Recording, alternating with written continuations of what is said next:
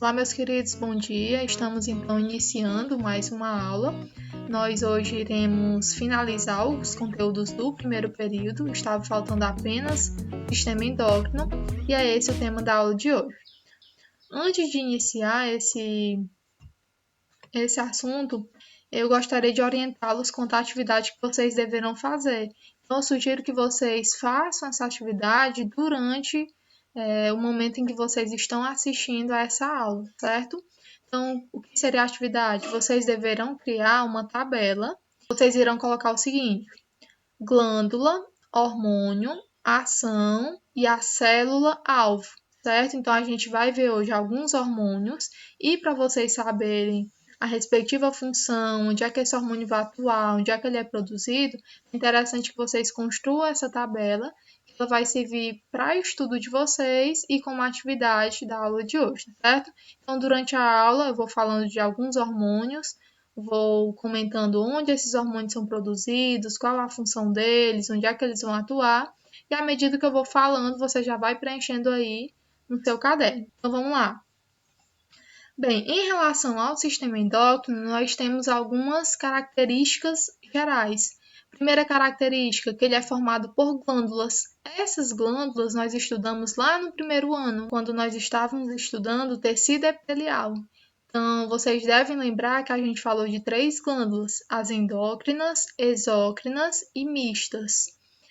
Hoje nós iremos trabalhar com 2 tipos de glândulas, as endócrinas e as mistas. E a principal função dessas glândulas é produzir hormônios. O que seriam então hormônios? São mensageiros químicos, são substâncias químicas que vão coordenar processos em células-alvo, ou seja, em diferentes regiões do corpo. Como é então que esse sistema ele é controlado? Por um sistema chamado de feedback positivo e feedback negativo, tá certo? Nós iremos ver mais à frente o que seria então esse feedback positivo e o negativo. Então, pessoal, o sistema endócrino ele vai ser formado por glândulas endócrinas e glândulas mistas. As glândulas endócrinas, né? Endo lembra de dentro, então elas vão lançar substâncias dentro da corrente sanguínea. Nós vamos estudar 3 glândulas: a hipófise, a tireoide e as suprarrenais. Já em relação às glândulas mistas, elas têm função de endo e exo, ou seja, elas vão lançar substâncias na corrente sanguínea e também em outras regiões do corpo, certo? Então, quem são elas? O pâncreas, o ovário e os testículos. Nós vimos que o pâncreas ele libera o suco pancreático, que vai atuar lá no sistema digestório, e ao mesmo tempo ele vai liberar insulina na corrente sanguínea. Então, por isso que ele é um exemplo típico de glândula mista, certo? Então, essas são as glândulas que a gente vai ver. E aí é necessário que vocês guardem, então, os hormônios que essas glândulas produzem, onde esses hormônios eles são produzidos, onde eles vão atuar, a respectiva função de cada hormônio. Nós vamos iniciar com a primeira glândula, uma glândula endócrina, chamada de hipófise ou pituitária. Ela é considerada a glândula mestre do sistema endócrino, exatamente porque ela tem a capacidade de coordenar outras glândulas, induzir ou inibir a ação de outras glândulas do sistema endócrino. Essa glândula vai ser subdividida em 2 partes, em adenohipófise e neurohipófise. A adenohipófise vai produzir uma série de hormônios e a neurohipófise ela não produz hormônios, ela apenas armazena hormônios produzidos lá pelo hipotálamo. Então, nós iremos ver aqui, então, primeiramente, a adenohipófise. Como eu falei, ela tem a função de produzir e liberar hormônios, dependendo do hormônio, vai atuar numa região distinta do corpo, e ao mesmo tempo ela tem a função de estimular outras glândulas a produzir hormônios. De que forma, Tamires? Ela estimula produzindo um hormônio, esse hormônio, por sua vez, estimula, vai atuar lá numa glândula que vai produzir um outro hormônio. Então, a adenohipófise tem a função de produzir e liberar hormônios e também de estimular outras glândulas a produzir também hormônios. Então vamos ver aqui os hormônios que a adenohipófise produz. Ela produz, pessoal, 6 hormônios. Nós vamos iniciar pelo hormônio TSH, que é um hormônio tireotrófico. O próprio nome já dá a entender que ele vai atuar lá na tireoide. Então, lembra que eu falei que eles têm a capacidade de estimular outras glândulas? Então, a partir do momento que a adenohipófise libera o TSH, que é esse hormônio tireotrófico, esse hormônio vai atuar onde? Qual a célula-alvo dele? A tireoide. E a tireoide, por sua vez, vai produzir um outro hormônio. Então, é dessa forma que a adenohipófise ela estimula outras glândulas para produzirem hormônios e esses hormônios vão atuar em outras células-alvo. Então, vamos lá, o TSH é o hormônio tireotrófico que vai atuar lá na tireoide. Então, vocês podem já começar a preencher a tabela de vocês. O primeiro hormônio, TSH, é produzido pela adenohipófise, célula-alvo, tireoide. Qual é a função dele? Estimular que a tireoide produza, então, outros hormônios. Aí você já vai fazendo isso para os outros hormônios que a gente comentar aqui na aula. O segundo hormônio que a adenohipófise produz, ACTH, que é o hormônio adrenocorticotrófico. Ele vai atuar onde? Nos rins. De que forma? Estimulando uma glândula presente lá nos rins produz um outro tipo de hormônio. Nós vamos ter também o FSH, que é o hormônio folículo estimulante. Ele é produzido pela adenohipófise. Qual a célula-alvo dele? Os ovários. Então, ele vai atuar lá nos ovários. De que forma? Qual é a função dele? Estimulando que os ovários produzam, então, estrógeno, tá certo? Que é um outro hormônio. LH, que é o hormônio luteinizante, ele vai ser produzido também pela adenohipófise, vai atuar onde? Nos testículos e vai ter a função de estimular que os testículos produzam um outro hormônio. Vamos lá então para o quinto hormônio que a adenohipófise produz, que é o hormônio chamado de GH ou STH. Ele vai atuar nas cartilagens. De que forma? Esse hormônio é considerado o hormônio do crescimento. Então, ele vai fazendo com que essas cartilagens, que as nossas cartilagens, à medida que a gente vai crescendo, elas vão se ossificando, de forma que chega um momento que a pessoa ela para de crescer. Então, o seu crescimento ele vai ser controlado pelo hormônio GH, conhecido como hormônio do crescimento. E, por fim, um último hormônio que a adenohipófise produz é o LTH, que é o hormônio lactogestante ou prolactina. Esse hormônio ele vai atuar lá nas mamas. De que forma? Fazendo com que a mãe produza leite como alimento para o seu bebê. Então, esses 6 hormônios são produzidos pela adenohipófise. Percebam que eles atuam em células-alvo distintas e as funções também, por sua vez, são diferentes. Vamos ver então a neurohipófise. A neurohipófise, ela não, como eu falei, ela não produz hormônios, ela apenas armazena e libera aqueles hormônios que foram produzidos pelo hipotálamo. O hipotálamo é aquela região do sistema nervoso central responsável pelo equilíbrio do corpo. É ele que mantém a sua temperatura em torno de 36, 37 graus, é ele que mantém a sua pressão arterial em torno de 12/8, certo? Então, ele também vai atuar produzindo hormônios. E onde esses hormônios vão ser armazenados? Na neurohipófise.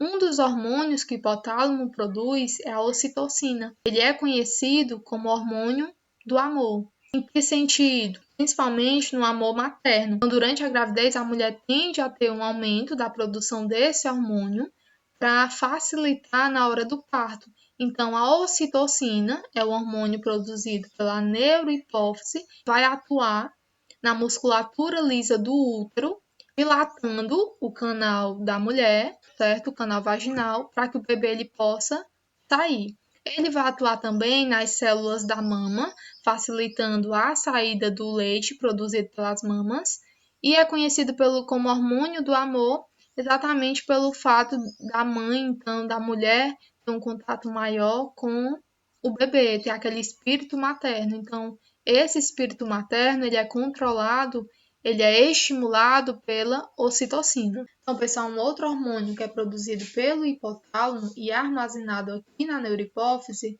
é o ADH, conhecido como hormônio antidiurético. Esse hormônio está relacionado com a reabsorção de água, então ele tem como principal função reabsorver a água, evitar que o seu corpo ele perca então água sem necessidade nenhuma. No entanto, existem algumas substâncias que acabam inibindo a ação desse hormônio, que é o álcool. Então, quando as pessoas acabam consumindo bebidas alcoólicas, elas tendem a inibir esse hormônio.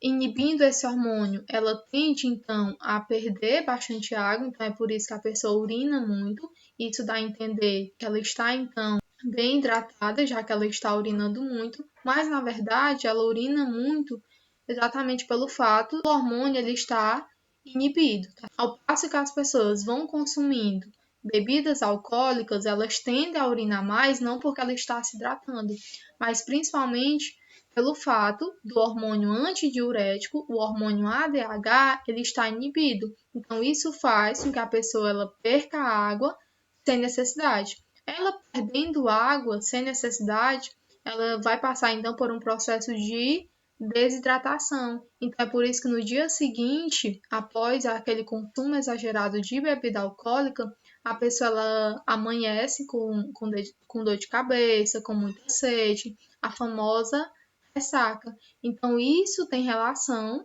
com a inibição do hormônio ADH. A pessoa perdeu muita água e no dia seguinte ela está então desidratada, necessitando de água. Então, outro fator que acaba inibindo esse hormônio, o hormônio ADH, é a diabetes insípidos. Essa diabetes, diferente lá da mellitus, que está relacionada com açúcar, essa daqui ela está relacionada com o hormônio ADH.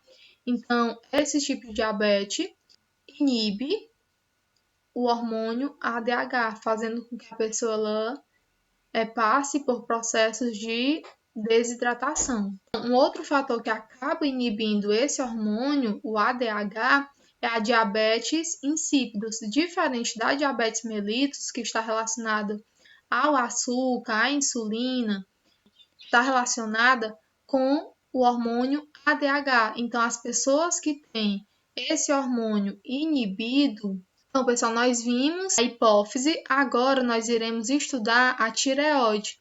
E, ao mesmo tempo, né, em conjunto, a gente estuda a paratireoide, que é uma outra glândula.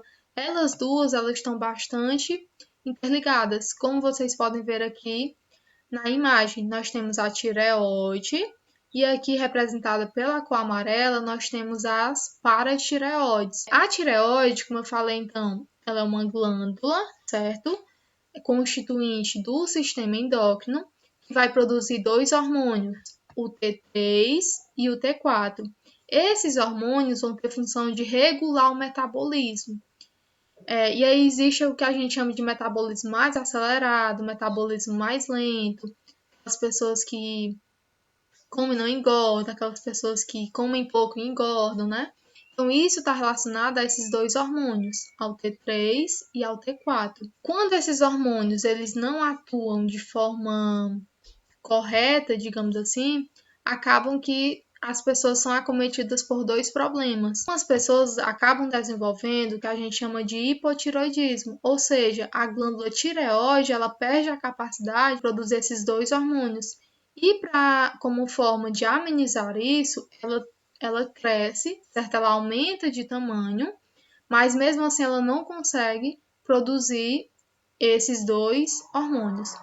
Um outro problema que algumas pessoas também apresentam é o hipertiroidismo, e ao contrário do hipotiroidismo é quando a glândula ela produz muito T3 e T4. Então, essas pessoas tendem, então, a ter um metabolismo mais acelerado. Outro hormônio que a tireoide produz é a calcitonina. A calcitonina tem como principal função repor o cálcio no osso.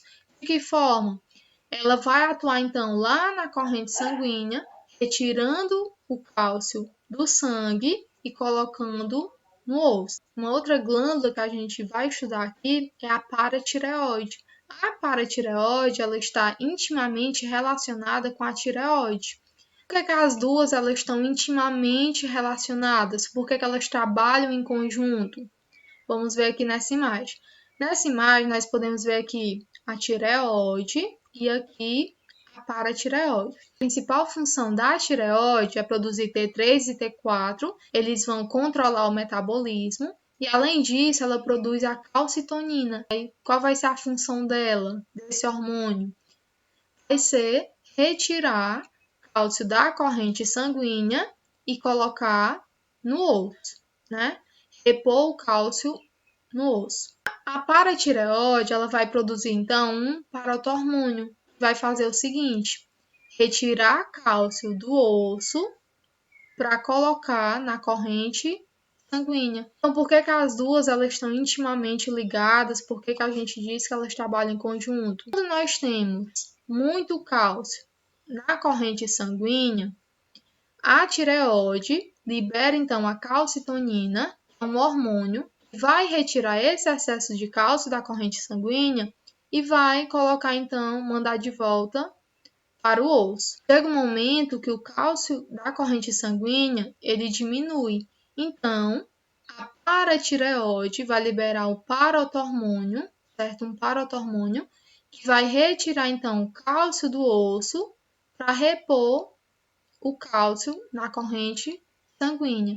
Quando aumenta de novo esse cálcio na corrente sanguínea, vem a tireoide, libera novamente a calcitonina para retirar esse cálcio da corrente sanguínea e mandar para o osso. Então, é dessa forma que as duas vão trabalhar em conjunto. Lembrando que o cálcio, gente, ele é importante para a corrente sanguínea para coagulação. Então, pessoal, como é que acontece o controle hormonal? Quando é que o seu corpo entende que você deve liberar determinadas quantidades de hormônios e quando é que ele sabe, entende que tem que parar de produzir aquele hormônio?